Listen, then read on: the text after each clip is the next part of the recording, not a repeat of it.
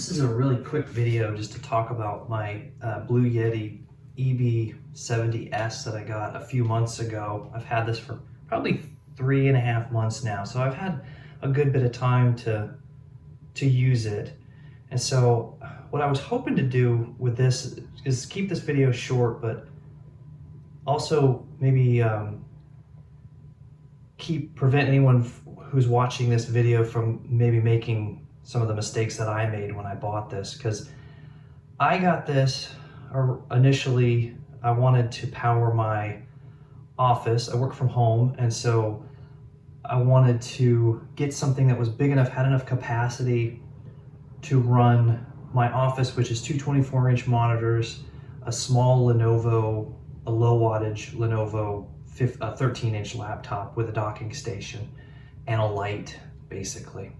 So not a lot. All told, it's about 100 watts, give or take 5 watts or so here or there. It's about 100 watts continuous, and I wanted to get something that would run that for 8 hours straight, a full work day. And I thought this would do it, and it's my fault because I didn't do the math correctly on it, but there's a few things that I didn't take into account when I bought this and got it. Now, I will say I do like the unit. It's good, it's solid, it's the build quality is really good, and for running small loads, a couple 100 watts for a couple hours, it's great, it's awesome. I really like the USB, the 100-watt USB-C ports for charging laptops and stuff like that. That's really awesome.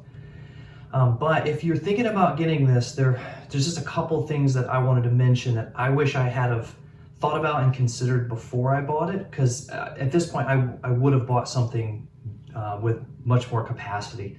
So this is lithium iron phosphate, which is awesome.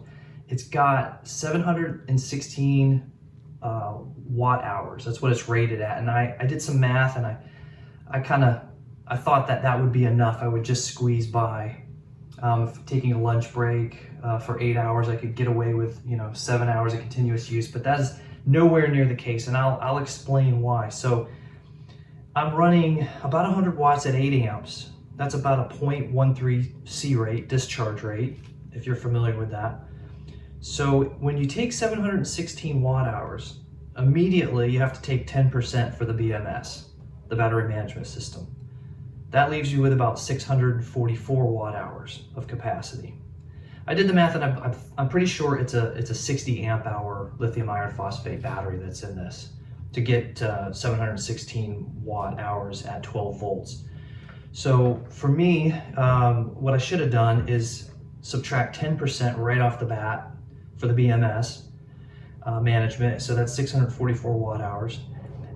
And then for the inverter efficiency. Now, the inverter efficiency on this, depending on what C rate you're discharging at, it's going to vary a bit. My experience, you get about 80%, which is not fantastic. And I did a little more research after the fact. I watched some reviews and read some things, and that's about average for these units. I think like the EB series, like the EB240 and EB150, they're known for having really efficient built-in inverters. This is not as good as those inverters. It's less efficient, and I'm getting, like I said, about 80 to 82, 83% efficiency. So when you take 644 watt hours and multiply that by 80%, now you're down to 516 watt hours. And that's actually about what I get out of this. For anybody wanting to run a roughly 100 watt load on this, expect to get about 5 hours, 5.5 hours out of this. Like I said, that's it. I was trying to get something that got me closer to 7 or 8 hours, like a full work day, roughly. Now, I do charge this during the day. I get about 4 to 5 hours of solar where my office is at. So I did try to factor that in, and of course that's always a moving target. And what I've found is, you can't really ever count on that. Some days are cloudier than others. Some days are great, but overall, I really wish I had a spec this with no solar, just a full charge, running 100 watts. How many hours would I get? And for anyone who's thinking about getting this unit, expect to get, if you're running about 100-watt load, expect to get about 5 to 5.5 hours. If that's what you're looking for, this thing is awesome. And if you can keep solar connected to it while you're running it, it's really great. It does have an 8 amp input limit, so just keep that in mind. Any solar panels that you're going to connect to it, it will not input anything beyond 8 amps.